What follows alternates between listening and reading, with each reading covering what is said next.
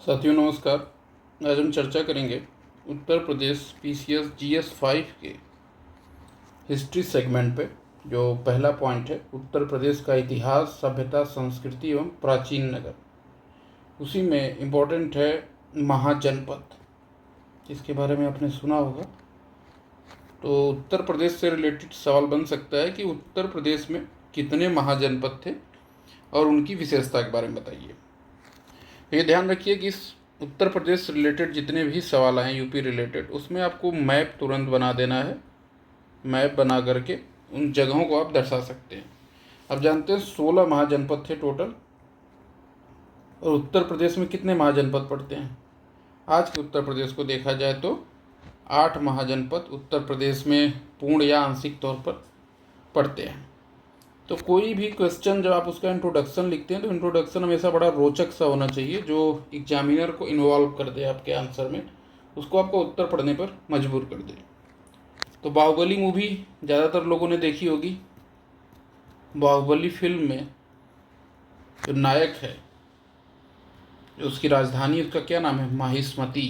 जय माहिष्मती का उल्लेख होता है। वह माहिष्मती जो चेदी गणराज्य था, चेदी महाजनपद था, उसकी राजधानी मानी जाती है। भारत कोश नाम की एक वेबसाइट है, आप सर्च करेंगे इंटरनेट पे, उसमें ये उल्लेख मिलता है कि जो चेदी महाजनपद थी उसकी राजधानी थी माहिष्मती। तो अगर आप ऐसा इंट्रोडक्शन शुरू करते हैं तो जाहिर सी बात है किसी को भी पढ़ने में इंटरेस्ट आएगा। तो बाहुबली मूवी में जिस माहिष्मती नगर का उल्लेख है वो महाजनपद कालीन चेदी महाजनपद की राजधानी थी।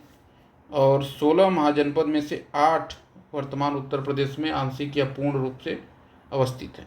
और इनका ऐतिहासिक उल्लेख जो है बौद्ध साहित्य है, अंगुत्तर निकाय, और जैन साहित्य है, भगवती सूत्र, उसमें मिलता है। इस बात को आपको इंट्रोडक्शन में लिखना चाहिए। उसके बाद आप बढ़ते हैं मेन बॉडी की तरफ, जिसमें आप बताएंगे कि जो 8 महाजनपद हैं वो कौन कौन से हैं। सबसे महत्वपूर्ण महाजनपद है आपका कोसल कोसल महाजनपद। ये वर्तमान जो अवध का क्षेत्र है, जिसकी 2 राजधानियां थी उस समय। उत्तरी राजधानी अयोध्या आज की,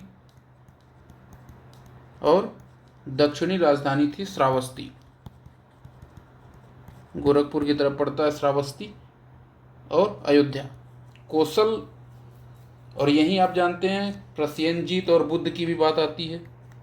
बुद्ध से जुड़ा हुआ क्षेत्र रहा है कोसल, और उस समय बुद्ध का ही समकालीन शासक था प्रसेनजीत, जो बुद्ध का अनुयायी भी था और एक बहुत ही उल्लेखनीय राजा माना जाता है। तो कोसल महाजनपद के बारे में इतनी चर्चा पर्याप्त होनी चाहिए। उसके बाद आप बढ़ेंगे अगला काशी, आज का वाराणसी, बनारस। जैनों के 23वें तीर्थंकर, क्या नाम था? पार्श्वनाथ की जन्मभूमि, और हमेशा से ही सांस्कृतिक रूप से समृद्ध क्षेत्र रहा है। भगवान शिव की नगरी माना जाता है। ये इसके बारे में इम्पोर्टेंट फैक्ट हो सकता है। और अंत में कौशल ने क्या किया था? काशी पर विजय प्राप्त कर ली थी। काशी, और इसकी राजधानी क्या थी? वाराणसी, जिसको आज हम कहते हैं। तीसरा इम्पोर्टेंट जो महाजनपद था वो था कुरु। कुरु, जिसकी राजधानी थी इंद्रप्रस्थ, आज की दिल्ली और यूपी का क्षेत्र। महाभारत इन्हीं कौरवों और पांडवों के कहानी पर आधारित है, ये वही क्षेत्र है। और चौथा, जिसकी अभी हमने चर्चा की, चेदी महाजनपद, जिसकी राजधानी मानी जाती है सुक्तिमती, जिसका नाम मिलता जुलता क्या है? माहिष्मती, सुक्तिमती। और ये वर्तमान बुंदेलखंड, वही मध्य प्रदेश से बॉर्डर वाला क्षेत्र माना जाता है। 5वां महत्वपूर्ण महाजनपद है मल्ल महाजनपद। इसकी 2 राजधानियां थी, कुशीनगर और पावा। कुशीनगर जो राजधानी थी, यहीं पर बुद्ध को परिनिर्वाण मिला था। और ये गणतांत्रिक स्वरूप का था। आप जानते हैं कि यहाँ जो राज्य के प्रमुख थे वो वंशानुगत नहीं होते थे हमेशा। छठवां प्रमुख महाजनपद है पांचाल। पांचाल जिसकी राजधानी दो थी, अहिछत्र और काम्पिल्य।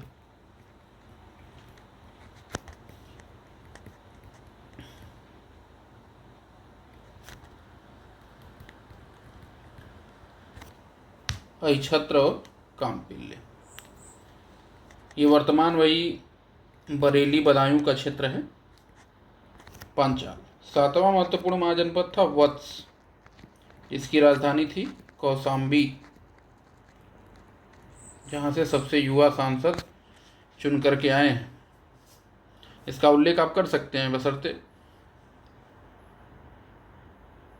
महत्वपूर्ण ये व्यापारिक केंद्र रहा है हमेशा से। वर्तमान प्रयागराज के समीप वाला क्षेत्र है, सांस्कृतिक केंद्र भी रहा है, व्यापारिक केंद्र रहा है। नदी के आसपास के एरिया हमेशा से व्यापारिक केंद्र रहे हैं। और आखिरी जो है सूरसेन महाजनपद, जिसकी राजधानी थी मथुरा, बुद्ध का प्रभाव क्षेत्र रहा है, मथुरा मूर्तिकला साणकालीन।